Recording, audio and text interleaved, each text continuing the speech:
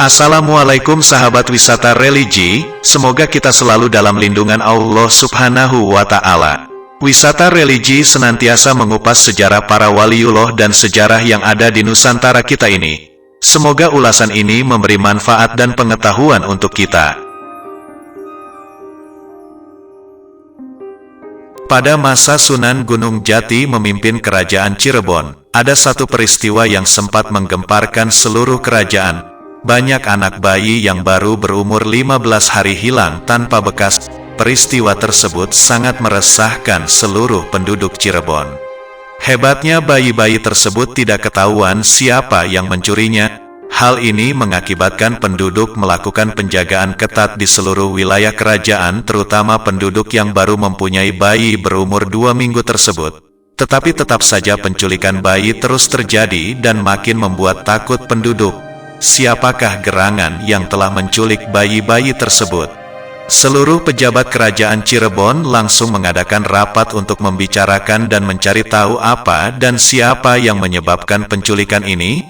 Akhirnya Pangeran Patang Aji, anaknya Sunan Gunung Jati, diberi tugas untuk menyelesaikan masalah ini dengan tuntas.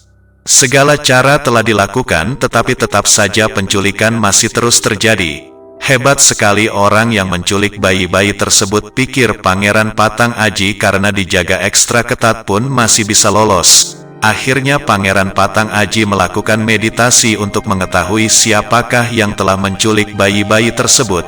Betapa kagetnya Pangeran Patang Aji setelah mengetahui sosok tersebut dari hasil meditasinya. Ternyata yang menculik bayi-bayi tersebut adalah siluman wanita yang memang sengaja menculik dan memakannya sampai habis tubuh bayi-bayi tersebut.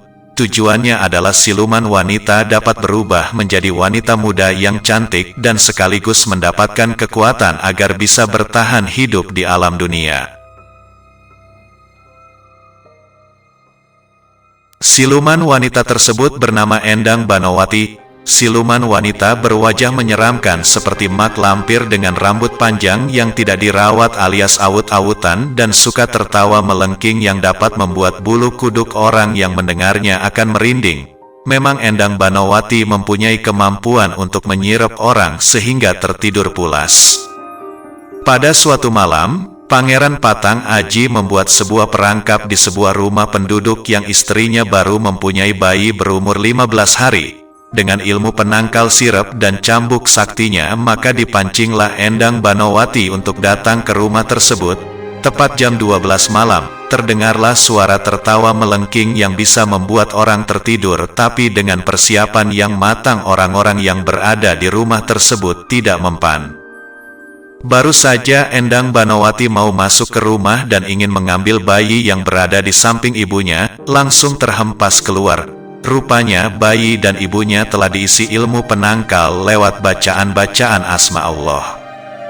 Saat terhempas itulah, Pangeran Patang Aji berusaha menahan Endang Banowati. Tetapi dengan licinnya Endang Banowati dapat melepaskan perangkap yang telah disiapkan sebelumnya. Dengan satu gerakan, Endang Banowati melesat meninggalkan rumah penduduk, tetapi Pangeran Patang Aji juga tidak menyerah dan mengejar Endang Banowati. Akhirnya Pangeran Patang Aji tiba di sebuah gua di daerah Palimanan dan kebetulan hari sudah menjelang subuh. Pangeran Patang Aji dan beberapa anak buahnya menunggu di luar gua sambil memasang jaringan goib di muka gua dengan harapan Endang Banowati tidak bisa lagi keluar kemana-mana lagi atau diisolir di dalam gua. Pangeran Patang Aji sangat mengerti kalau Endang Banowati tidak akan mampu bertahan lama di dalam gua selama belum mendapatkan mangsanya. Sampai menjelang maghrib lagi, terdengar suara teriakan yang keras dan melengking dengan emosinya. Beberapa kali Endang Banowati mau keluar terhalang jaringan goibnya Pangeran Patang Aji. Sementara kalau terus di dalam gua, Endang Banowati merasakan panas yang teramat sangat. Akhirnya Endang Banowati menyerah juga dan hanya bertahan di dalam gua selama 3 hari. Endang Banowati memohon ampun kepada Pangeran Patang Aji karena sudah tidak kuat lagi menahan panas dan sakitnya yang menjadi akibat ilmu kanuragan yang dimiliki oleh Pangeran Patang Aji. Kemudian Pangeran Patang Aji memasuki gua untuk melihat situasi dan kondisi di dalam. Tampak Endang Banowati bersembunyi di sebuah sudut ruangan gelap dalam gua agar tidak terkena sinar matahari. Dengan wajah yang merah dan sekujur tubuhnya melepuh, Endang Banowati bersujud memberikan penghormatan kepada pangeran dan sekali lagi memohon ampun. Betapa terkejutnya Pangeran Patang Aji ketika melihat beberapa potongan tubuh manusia kecil yang nampaknya tubuh bayi yang masih orok dan meninggalkan warna merah di potongan tubuh tersebut. Sisa tulang belulang yang berserakan di salah satu ruangan gua tersebut terasa saat diinjak. Pangeran Patang Aji tampak geram dan murka melihat suasana di ruangan tersebut. Apa yang telah dilakukan Endang Banowati terhadap bayi-bayi yang diculiknya? Endang Banowati dengan terpaksa menceritakan secara rinci segala yang telah diperbuatnya. Bayi-bayi tersebut dimakan dengan sangat buasnya dan kadang tanpa meninggalkan sisa potongan tubuh satupun. Biadab. Begitu teriakan Pangeran Patang Aji. Baru saja Pangeran Patang Aji ingin mengacungkan cambuknya, tiba-tiba Pangeran Patang Aji tersadar kalau Endang Banowati telah minta maaf dan bertobat walaupun Pangeran Patang Aji masih meragukannya. Tapi Endang Banowati terus memohon maaf dan pengampunan karena dia melakukan hal tersebut dengan terpaksa agar bisa bertahan hidup di dunia, dan dengan darah bayi umur 15 hari itulah yang bisa merubahnya menjadi wanita pada umumnya.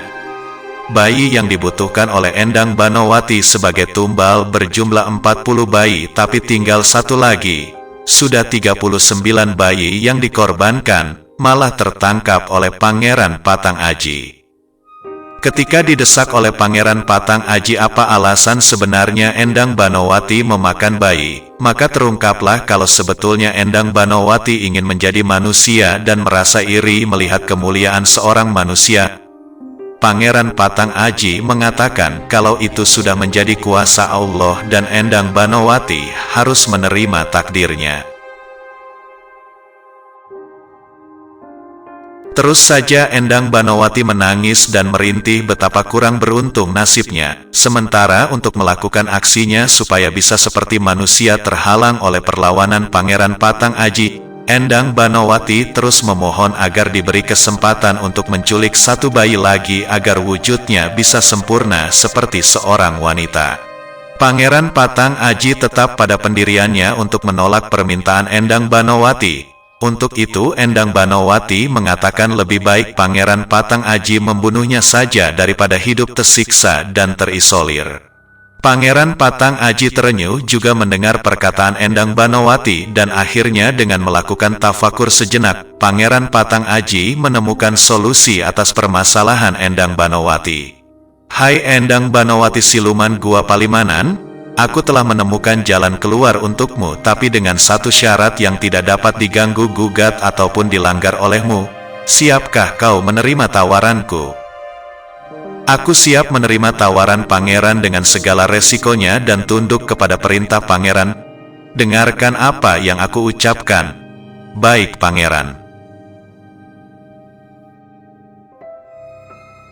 Pasrah kepada Allah Tuhan semesta alam dan memohon ampun kepadanya.